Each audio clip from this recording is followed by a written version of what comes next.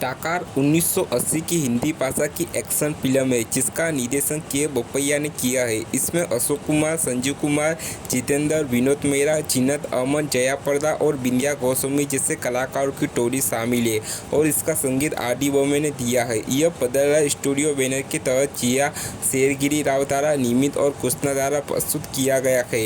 यह film Telugu film देवावदु चेसिना मनासुरु की remake है। फिल्म की शुरुआत एक क्राइम विंग से होती है जो मंदिरों से बहुमूल्य प्राचीन मूर्तियां चुराता है। सूरत नामक एक शूरवीर उनके साथ जुड़ा हुआ है। एक बार वे एक कीमती मूर्तियों को पकड़कर एक ट्रेन डकैती को अंजाम देते हैं।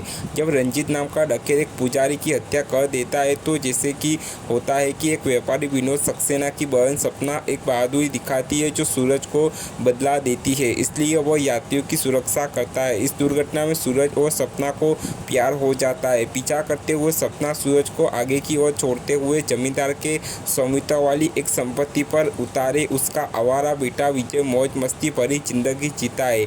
एक बिंदु पर वह एक मजदूर गंगा को छोड़ता है जब सूरज बाधा डालता है। उस गुस्से में विजय उसे कोड़े मारता है और जमींदार उसे टाल देता है।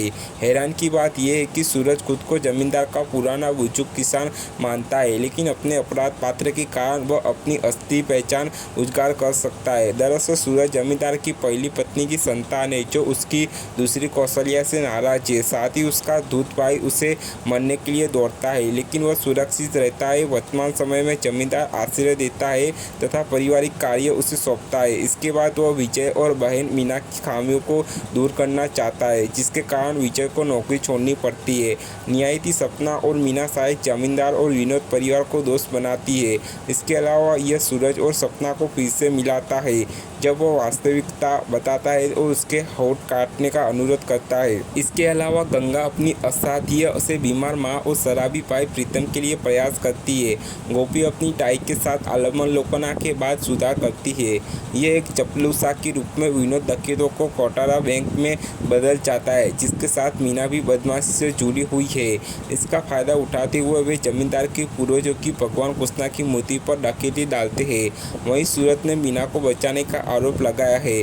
अभी तक जब सूरज सलाखों का तोड़ता है और उनका पीछा करता है तो विनोद गीता को पकड़ लेता है। हालांकि जब सूरज अपनी पहचान की पुष्टि करता है तो गोपी गलत व्याख्या करती है और उस पर आरोप लगाती है और वे एक हो जाते हैं। समांतर रूप से प्रीतम विनोद की गतिविधियों को भांप लेता है और सूरज और विजय को सूचित करता है। इसका सज्जन होना के कारण सपना भी मीना को बचाती है। उस पल में अश्वजनक रूप से असली विनोद प्रकट होता है, जिसे कोटारा बैंक द्वारा अपहरण कर लिया गया है और उसके जैसा बताया गया है। चूंकि मीना विनोद की प्रेमिका थी, इसलिए वह उनकी उंगलियों का मेयर बन गई है। बस ब्लैकगार्ड भगवान के नाम पर भारतीय मूर्तियों को देश से बाहर ले जाने की साजिश रच रहे हैं। अंत में सूरज और विजय निडरता से उनका सामना करते हैं और उन्हें रोकते हैं। अंत में फिल्म सूरज और सपना, विजय और गंगा और विनोद और मीना की शादी के साथ एक सुखद अंत पर समाप्त होती है।